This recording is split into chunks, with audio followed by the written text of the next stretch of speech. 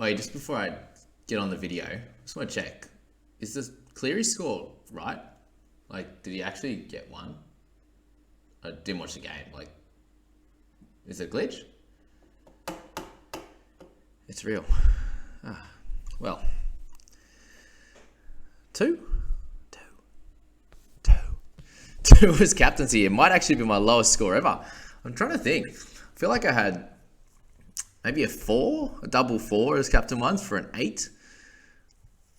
So I think I had an injury 5 minutes into a game, might have been a Jared Hayne or a Teddy or something like that a long time ago, and they got injured pretty early in the game and ended up with that. But this was the brain snap of all brain snaps, wasn't it? And there was no real excuse for it, and he knew it. He just went, shit, he felt bad straight away. And it's weird how it happens, hey? And obviously it's all happened so quick, right? But you see some of these pick up and drives. This one was a hand in between the legs, which you would have thought that he would have actually realised that he'd done that and went to lift and drive. I know Ivan came out and mentioned a couple of things around, usually what would happen. The other two guys are in there, one had dropped off and then another would, and they usually would, the way they tackle is they hold the top half of the body and will sort of pick up and drive, try to drive them back a little bit with the lower. And that's what that motion was. And them falling off him then meant that there was no weight up top and the pickup becomes a lot easier, which made it look a lot worse. But again, it was just a brain snap. He knew it as well. Lifting, putting a hand in between the legs, lifting and driving down. I'm very lucky and happy that Dylan Brown's safe, and I'm sure he is as well. And he'll cop the suspension. It should be 4 to 5 weeks, I imagine, with the prior incident with that leg lock that we had earlier in the year, which a lot of people said he should have got a suspension for. So he'll cop it this time. I think we should see him either the last round before finals or the start of finals, I think. So probably very lucky that it wasn't in the back end of the year. It was obviously late. It's round 20, but very lucky that wasn't. But for anyone who owns him now, he will be a trade out, and very, very, very unfortunate if you did use all your 4 trades this week. And these are the things that we have to worry about. If you are removing all of those trades in these early weeks, then these are things that can happen. And you don't expect that to happen. You might expect the odd injury or something, and not a big suspension like this. But he'll be out for pretty much the rest of the season for fantasy wise anyway. So a very tough one. And if you did captain him, then this is the result. Obviously, a lot of people in the top half of the rankings have him as captain, so it's not the worst thing in the world. But if you happen to captain someone else, whether it's our people squad with Teddy, end up being an amazing decision, that 49. And really the other side of it is if you didn't actually own Cleary, my head-to-head squad didn't, which is very, very lucky. Not something I planned, but happened that way. And it could have worked out for, if you brought in DCE and he gets suspended or something like that. But unfortunately it was Cleary. And if you don't have him, very, very lucky. If you do have him and you have more than a couple of trades left, he's going to lose a fair bit of cash, just be aware of that. But he's also very, very high, so you'll be able to get anyone in the game as a straight swap. Or if you're in my camp, then potentially a slight downgrade on him, or a trade across to a Cam Murray or a Payne Haas, and I can upgrade one of my 600k guys to maybe a 700 one, considering I have 5 trades left. So if you're sitting somewhere in that position, 3, 4, 5 trades, you're still going to be okay. And this is what the point is of keeping those trades up your sleeve. And now it just makes it a little bit easier to know that he's not the top performer or the top money carrier in the game, so you can use that salary, that value a little bit elsewhere. Enough it evens the playing field a little bit. It makes it a little bit tougher to try and select and the way you want to play captaincy and stuff like that. It's going to be very interesting. But let's give a little shout out to how the Warriors played in this game now. So they obviously went down 12-24. Very, very important game for the Storm in this one to try and get a win after really struggling the last month or so. And they still didn't play amazing. They had some moments. There's still a lot of penalties, a bunch of errors for them. So they got out of this one okay. But Warriors, since moving back to New Zealand, have been playing a lot better, and very thankful for that. Imagine they had played there the last few years, I think it would have been a bit of a different story as to where they would finish on a yearly basis. So proud of them and how they're playing. But Kossi, a nice 3 tries for him and some really nice finishes. He had 0 negatives in this entire game. So well done to him being the top scorer. Obviously with 160 and only 5 50s in this game, it wasn't a very high fantasy scoring game. And a lot of people actually own a bunch of players in this one. So Very, very interesting. If you did, hopefully you have a bunch of these 50 guys around here. And if not, then unlucky to you at this stage. Kafusi had a good one there, 57. Again, no one owns him. We got Munster with the 55. You'll take that considering DCE had 53. So both very much at a similar price when Munster DCE, and then you've got Cleary with 1. You'll take the Munster score at 55 for sure. Total Harris with 54. So you got that little upgrade, which is nice overnight. 5 missed tackles, but the 56 in base is what we're hoping for on a weekly basis. And this is what he would be getting week to week last year and the year prior. There was the big run meters, the big tackles, and probably a little bit lower than he would be used to with that 5 misses. But overall, a great game for him and still priced under 50 and is always a solid option at that dual position. Grant, okay, so he had a pretty tough game actually. 7 missed tackles, he had the 1 error and the 2 penalties, which a lot of it was early on the game. Missed tackles is what's killing him at the moment from getting around that 60 average, 65 average that we would hope and expect him to have. So the try and the try assist really helped him out in this one, really just saving his score, to be honest. And I'd be wary of picking him up in my team at the moment. Just with him, I just think, Robson's probably a little bit better than him at this stage in terms of fantasy scoring. You obviously Cook as the top dog, which we all want and need. Husey, 51. So we'll take that. He had a nice game overall, I think. Did the majority of the kick meters with Munster only having 65, which was, he usually does kick for 250 or so. But the 376, we'll take that as an owner.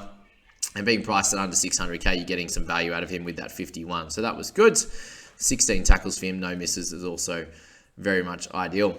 Reece Walsh had a solid game, plenty of kicking as well, the 8 tackle breaks and the line break. He looked pretty electric, but they managed to hold him down pretty well in this one. Ewan Aiken, the 39. So again, for a centre, it's not the worst thing ever, but we're hoping for a little bit better out of him. The run meters was slightly up compared to last week, but we want him over 100. And then he did have the negative 14 there in demerit. So not the best game for him, but I think he's due for one of those 60s in the upcoming weeks, that's for sure.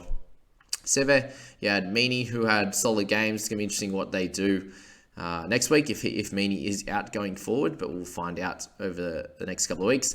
Josh Curran, the 24 in the 70 minutes. So he got his spot back in the starting lineup and unfortunately just didn't deliver. So he's had 2 of these games now where one we're off the bench and then one in a big minute role where he hasn't delivered. And we've seen this over the last few years too, is that he will have those big games where he just looks like he's involved in everything. And then he has these ones where he has 23 tackles and only 55 meters, giving away a few penalties. So not ideal for him, but that is that first game, guys. We'll move to the second one and very much the interesting game of the night. And Eels played incredibly in that first half. A lot of things went their way.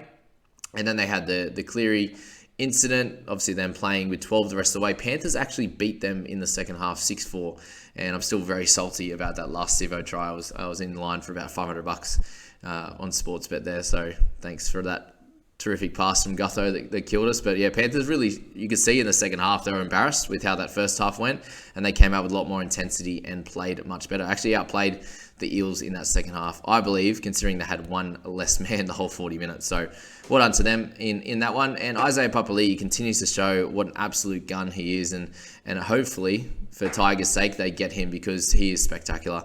That catch in the air there, he had the 49 points in base, 3 offloads, the 6 tackle breaks, and getting a try pretty much each and every week. He was awesome. Liam Martin, sneaky, massive game from him. I don't know where these come from, where he just turns up the defensive work, gets up to 38 tackles, runs for a lot more, but 76 for him. Sean Lane is just continuing to show that he's one of the dominant back rowers in this competition. Both in his gameplay on a weekly basis, he's been one of their most consistent guys, I would say, very much close to breaking the line on most runs, especially within that 30 meters, and also scoring really well in fantasy, another 70 points. So I know there's a couple of people that follow me that have him in their team, and well done to you again for another 70. Dill Brown, if you've held on to him this whole time, he had a really awesome start to this game, ran really well. Had a nice kick for that try assist to Papali'i. Had the 3 offloads and the 2 tackle breaks, a couple of try assists as well. So 62 if you held on. Really happy with that. And thankfully, my favourite player in the world, Reed Mahoney, came out and scored pretty well. Hopefully, it sounds like he's okay. They gave the thumbs up pretty late in that game when he had that little injury. It looks like knee or ankle. I wasn't exactly sure, but they ended up just bringing him off anyway, which I think is the smartest idea. There was no need for him when they were up by 20 or 24, 26 or whatever it was. In the back section of that game. But yeah, the 61 will take. Still not very excited by him considering he was at -4 after about 14 minutes. So a few things went his way. Obviously, the 2 tries is 24, probably 26 points with the tackle break there. So he's still not scoring incredibly well. The tackles are down, missing plenty. So definitely not someone you can bank on every week, but we'll take the 61 and run this week. Coruscant, a little bit more of a guy we can bank on, averaging 50.5, a nice 61 for him. O'Sullivan becomes interesting over the next few weeks with Cleary looking like just suspended for probably the rest of the year, like I said at the start. Back for finals. It's O'Sullivan. We know when he comes in and plays, he does average close to that 50 mark, so he's priced almost accordingly. He will go up a little bit after this one. Just have him, pencil him in as a slight option as well in your side. If you hold on to Tungo, I think he had a really, really good game. He ended up moving to the right-hand side, ran for 232 meters, 26 tackles for 2 misses. So he was great. If you're still playing him, awesome work. Mitch Moses in that first half couldn't miss a beat. Those 2 40-20s, kicked for 546 meters, a couple of forced dropouts, the 100 run meters as well. And the line break, he was awesome. And if you're still honing him, you're happy with that, and you want them to continue to play well as a team, and he should benefit with some good scores along with Brownie and the rest there. Gutho, for example. Matto with 54, so another 61 minutes for him. You're really happy with that. Again, not massive numbers on the offloads and tackle breaks, and that's where he'll get those 60 scores, but at the moment, nothing crazy there. Isaiah Yeo copped a bit of a rest, came back on right at the end, but another 49 from him. Not ideal compared to his price, obviously, it's 777. But he will have those games where he's needed to play 80 minutes. But also be aware that they're right at the top of the table, and that he can afford to cop some rest on a week-to-week basis. So just be aware of that if you do own him. But if you're looking to pick him up, I wouldn't do so this week. We got Edwards. So I think he was actually spectacular in that game, especially that second half. He really, really dominated. He was always hunting through the middle for extra ball. And trying to sneak some line breaks, which end up with 2, the 270 meters. He's such a workhorse and definitely a valued fullback in this game. Yep, Brian To'o with the 46. He had a solid one as well, especially in that second half, which most of the outside backs for the Panthers had a much better second half there. 207 meters and a couple of turnover tackles with the try saver. So that was ideal for him. Penasini as well, 44, but not too relevant these days. Fisher Harris, a lower minute game again, which probably in turn with how they obviously got pumped, so didn't need him as much. He had Sivo with the 2 tries. He's such a good finisher. Even some be like, oh, did he drop it or something? It's like, nah, he's just always slammed it down and gets the job done in that, what they call it, Sivo corner, which is pretty cool. And then we had Jennings with the 7. So he obviously went off with the HIA for anyone who wasn't sure. If you played him, very unfortunate if you have him in your team. Again, he was just a cash out, so not too much of an issue. Cleary had a pretty solid start to the game, but obviously neg 12 in that one play. So he was 13 through 17 minutes. And then gave away the send-off. So a nice one. So someone screenshot that and use it in all future discussions for any time you want to laugh at someone that's that captained him. But that is that video, guys. I wish you a little bit more luck for the rest of the weekend. We obviously have a bumper Saturday slate kicking off. Well, at 5:30 is going to be the big one for the Sharks and the Bunnies there. Can't wait to watch that one. It'll be a high-level game of footy. But hope you enjoy this one again, guys. Like, subscribe, and enjoy the weekend. See you later.